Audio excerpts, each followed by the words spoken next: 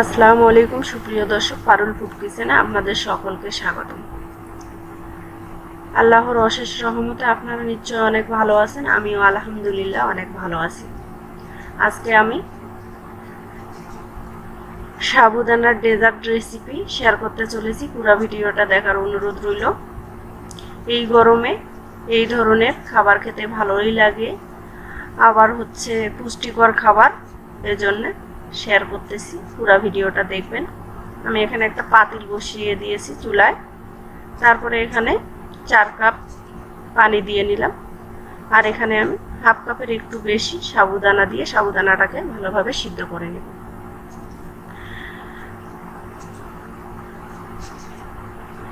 সাবুদানাটা দেওয়ার পরে এভাবে নেড়ে চেড়ে দিতে হবে, না হলে নিচে লেগে যেতে পারে। আমার সাবুদানাটা সিদ্ধ হয়ে গেছে, দেখতেই পাচ্ছেন। এখন এটাকে একটা ছাঁকনি দিয়ে ছেঁকে নেব। ছাঁকনিতে ঢালার পর এখানে ঠান্ডা পানি দিয়ে ভালোভাবে ধুয়ে নেব।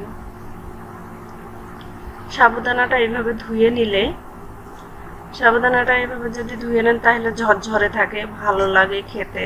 একটা যে আলাদা গন্ধ থাকে, ওই গন্ধটা থাকে না। আমার ওটা ধোয়ান শেষ। এখন আমি চুলায়, এখানে আমি হাফ লিটার দুধ নিয়েছি, এখানে আমি 4 চামচের মতো চিনি দিয়েছি। চিনিটা আপনারা আপনাদের মিষ্টি যেরকম খাবেন সেরকম দিয়ে নেবেন। আমি এখানে 2 চামচ পাউডার দুধ অ্যাড করলাম। এটা দিলাম, আপনারা পারলে স্কিপ করতে পারেন, এটা দিলে আর কি স্বাদ বেশি হয়, এজন্য আমি এটা অ্যাড করলাম।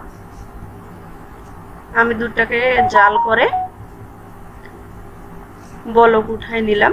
তারপর আমি সাবুদানাটা আগে থেকে যে সিদ্ধ করে রেখেছিলাম এটাকে অ্যাড করে নিলাম। সাবুদানাটা দেওয়ার সাথে সাথে ভালোভাবে নেড়ে চেড়ে দিতে হবে। এভাবে আমি 3-4 মিনিট এটাকে কুক করে নিব। দেখতেই পাচ্ছেন সাবুদানাটা ঝরঝরে হয়েছে।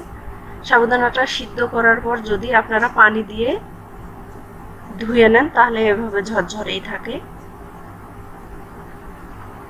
আমার কিন্তু সাবুদানাটা এবং দুধটা জাল করানো শেষ। এখন আমি চুলাটাকে বন্ধ করে এটাকে একটু ঠান্ডা করে নেব। দেখতেই পাচ্ছেন আমি চুলাটাকে বন্ধ করে দুধটাকে ঠান্ডা করে নিয়েছি। এখন আমি একটা পাত্রে ঢেলে নিব।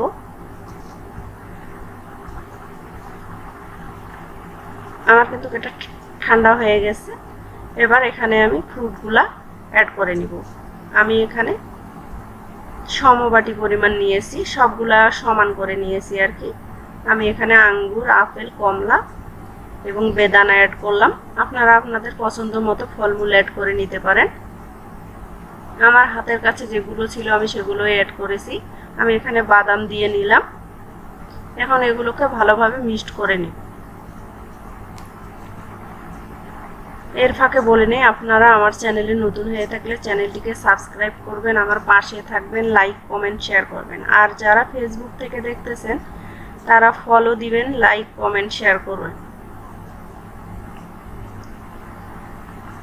এ ধরনের খাবার অনেক পুষ্টিগুণ সম্পূর্ণ, বাচ্চাদের এভাবে বানিয়ে দিবেন, বাচ্চারা অনেক পছন্দ করে এ ধরনের খাবার।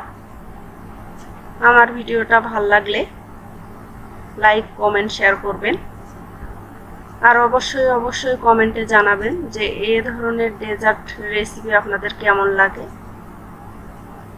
এ ধরনের ডেজার্ট রেসিপি খেতে অনেক দুর্দান্ত হয়, আপনারা ট্রাই করবেন।